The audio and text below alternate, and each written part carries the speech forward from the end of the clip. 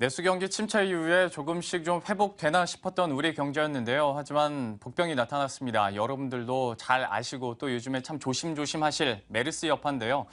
이런 메르스 여파가 산업 전반으로 좀 퍼지고 있어서 중간 점검을 한번 해봐야 될 것 같습니다. 현재 산업부의 김희슬 기자와 이정 기자 나와 있습니다. 어서 오십시오. 안녕하세요. 네, 안녕하세요. 사실 우리 시청자 여러분들은 모두 알고 계실 테지만 저희가 이런 이슈를 다룰 때 기자를 2명이나 부르지는 않습니다. 1명만 부르는데 그만큼 좀 산업 전반적으로 영향을 끼치다 보니까 두 분을 이렇게 모셨는데 먼저 김희슬 기자가 어디 출입하고 있죠? 네, 지금 항공하고 물류 쪽 출입하고 있습니다. 예, 항공하고 물류. 그리고 이정 기자는 어디? 저는 유통업계 전반 하고 유통업계. 그러면 오늘 전체적으로 이야기도 항공 물류 그리고 유통업계 전반적으로 한번 이야기를 나눠보게 될 것 같습니다.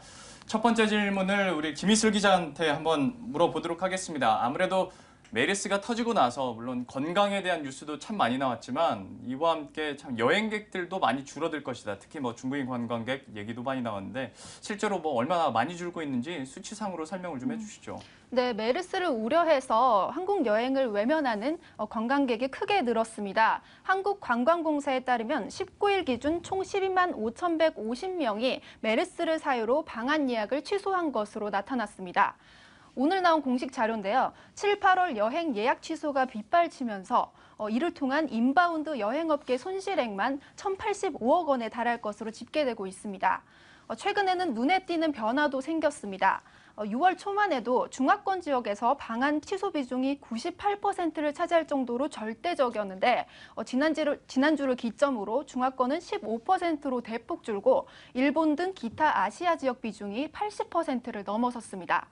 메르스로 인한 한국 여행 기피 현상이 중화권을 넘어서서 다른 국가에까지 번지고 있는 셈이어서 이제 관광업계 앞날이 더욱 위태롭게 되는 것 아니냐 하는 우려가 생기는 대목입니다. 사실 처음에는 우리가 중국인 관광객이 많이 줄어들고 있다고 걱정을 했었는데 이제 정말 범아시아적으로 퍼지는 것 같습니다. 뭐 일본을 비롯해서요.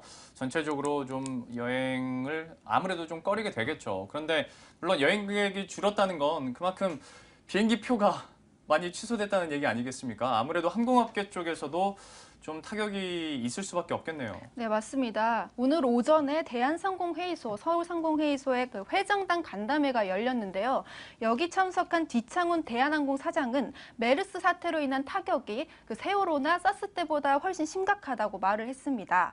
지사장은 간담회에 참석하기 전에 기자들과 만난 자리에서 메르스 사태로 인해 2분기 실적이 꽤 많이 빠질 것 같다면서 그 이제 전분기 대비 마이너스가 될 것 같다 이런 우려를 표시하기도 했습니다. 또 실제로 메르스 사태로 항공업계는 항공 취소표가 수두룩하게 쌓이고 있는데요. 메르스 사망자가 최초 발생한 이달 1일부터 현재까지 대한항공과 아시아나항공 두 항공사에서만 취소된 항공표가 20만 건에 달합니다. 구체적으로 보면 대한항공은 이달 1일부터 18일까지 국제선 8만 2천 명, 국내선 2만 명을 포함해 총 10만 2천 명이 항공권을 취소했고 같은 기간 아시아나항공은 국제선 8만 3천 명, 국내선 1만 4,500명을 포함해 모두 10만 명이 취소했습니다. 특히 전체 항공편 가운데 해외 발이 전체 70%를 차지해서 항공 여행 기피 현상을 방증했습니다. 물론 또 저비용 항공사들도 사정은 다르지 않는데요. 제주항공의 경우 1일부터 15일까지 하루 평균 1,000여 건 이상의 예약 취소가 잇따르고 있습니다. 네, 예약 건수를 일본 항공 최저가로 좀 보면은 약 20에서 30만 원으로 환산할 수 있는데 이것으로 보면 손해 규모만 하루에 2억 원에서 3억 원, 보름간으로 치면 30억 원에서 45억 원에 달하는 것으로 추산할 수 있습니다. 네, 또 진에어도 지난달 31일부터 10일까지 하루 평균 400건 이상의 예약 취소가 나왔는데 그리고 또 티웨이 항공은 3,682명, 이스타항공은 29명으로 집계됐습니다. 김희슬 기자가 여러분들 좀 듣기 쉽도록 정말 단순하게 계산을 했는데도 일본 이제 왕복 그 노선에서만 하루에 2억에서 3억의 이런 매출 손실이 계속 나고 있는 양상입니다. 뭐 쉽지 않을 테고 항공사 측에서는 과연 어떤 대비를 해놓고 있는 건가요, 그러면? 네, 우선적으로 노선을 좀 감축하는 대응 태세에 돌입을 했는데요. 예. 항공사별로 한번 살펴보겠습니다. 대한항공은 국내에서 중국을 오가는 30개 노선 가운데 17개 노선 운항을 지난 18일부터 다음 달 17일까지 축소할 계획입니다. 중국 노선 감축으로 인한 손실만 6만 6천 석에 달하는데요. 아시아나항공은 지난 11일부터 이미 중국과 대만 노선 항공 편수를 감축했습니다. 이달 말까지 중국 5개 노선은 18회로 줄이고 동남아 2개 노선은 34회, 김포에서 제주 노선도 46회 줄여서 총 98회 감축 운항할 예정입니다. 국제선 노선 운항이 적은 저비용 항공사의 경우에는 운항 취소가 사실상 노선 폐지나 다름없어서 상황은 더욱 심각한데요. 진에어는 메르스 여파로 제주에서 시안 노선으로 지난 11일부터 오는 28일까지 운휴 결정을 내렸습니다. 아예 쉰다고요? 예. 와, 노는 비행기가 그만큼 좀 많아진다는 얘기일 것 같고요. 아무래도 사실 얼마 전까지만 해도 국제유가가 많이 하락을 해서 항공업계가 좋을 것이다 얘기를 많이 했었는데 메르스 때문에 거의 180도 변한 것 같습니다. 항공사들도 정말 문제일 것 같고 이런 항공사들을 돕기 위한 정부의 대책도 좀 고심이 많이 될 것 같습니다. 우리가 소위 특단의 조치라는 얘기를 많이 쓰는데 뭐 이런 조치가 있나요? 네, 일단 항공업계는 메르스균 차단에 총력을 기울이는 모습입니다. 밀폐된 기내 공간에서 혹여나 감염을 우려하는 승객들이 많기 때문인데요. 네. 이 때문에 이런 사례도 있었죠. 제주항공과 아시아나항공에서 메르스균 의심 환자가 탑승했다는 이유로 한바탕 소동이 일어난 적도 있었잖아요. 제주도 가는 항공이었나요? 아마 중국이랑 중국 쪽이요. 이쪽으로 예. 기억을 하는데요. 항공사들은 전 여객기를 대상으로 기내 방역에 나서는 한편 손 세정대나 마스크를 비치하는 등 메르스균 차단에 각고한 노력을 기울이는 모습입니다. 또 메르스균 의심 또는 격리 환자에 대해서 기내 탑승 금지 조치를 내렸고 또 이 해당 승객들이 사전에 예약한 항공권을 취소할 경우에 수수료를 전액 면제해주기로 했습니다. 이 정부는 항공사에 대한 지원책을 고심 중입니다. 국토교통부는 피해 규모 파악을 위해서 항공사 측에 정부 지원이 필요한 상황인지 의견을 묻는 이 공문을 전달한 것으로 알려졌습니다. 지난 2004년 사스가 발병할 당시 정부는 공항 이용료나 시설 사용료, 또 이 항공기 기름값을 깎아주는 방식으로 항공사를 지원한 적이 있습니다. 다만 아직까지 항공사의 피해 규모가 사스 때만큼은 아니어서 정부가 실제 지원책을 내놓을지는 미지수입니다. 이게 이제 향후 메르스가 확산될지 여부가 변수가 될 것으로 보입니다. 예, 역시 정부 측에서 어떤 지원 대책을 내놓을지도 좀 궁금해지고요. 사실 제가 앞서서 제주도 가는 비행기냐고 여쭤본 이유가 제가 얼마 전에 제주도를 다녀왔는데 사실 기간이 그렇게 겹치진 않았는데 평소에 저한테 별로 안부를 묻지 않는 사람들도 괜찮냐고 문자를 많이 하더라고요. 그만큼 많은 분들이 좀 메르스에 좀 어떻게 보면 직접적인 영향권에 있기 때문에 더 민감하게 받아들이고 있는 것 같고요. 그리고 그 직격탄을 그대로 항공업계가 지금 맞고 있는 것 같습니다. 근데 사실 이런 문제가 비단 항공업계뿐만은 아닐 것 같습니다. 이번에는 이정 기자에게 집중적으로 좀 물어봐야 될 것 같은데요. 유통업계도 역시 좀 울상일 것 같습니다. 전체적으로 소비 심리 자체가 계속 좀 줄어들고 있는 상황인데 유통업계는 상황이 어떤가요? 네, 유통업계도 메르스 사태로 아주 힘겨운 상황입니다. 특히 이 중에서도 국내 관광산업을 떠받쳤던 중국인 관광객, 유커들이 발길을 끊으면서 면세점과 호텔이 직접적인 영향을 받고 있는데요. 평일에도 중국인 관광객으로 발 디딜 틈이 없던 시내 면세점은 메르스 영향이 본격화됐습니다.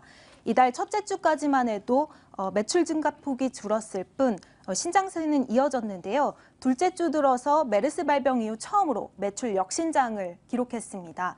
롯데면세점에 따르면 6월 둘째 주 이 면세점의 매출은 공항점이 전년 대비 마이너스 20%, 시내면세점의 경우 마이너스 30%를 기록했습니다.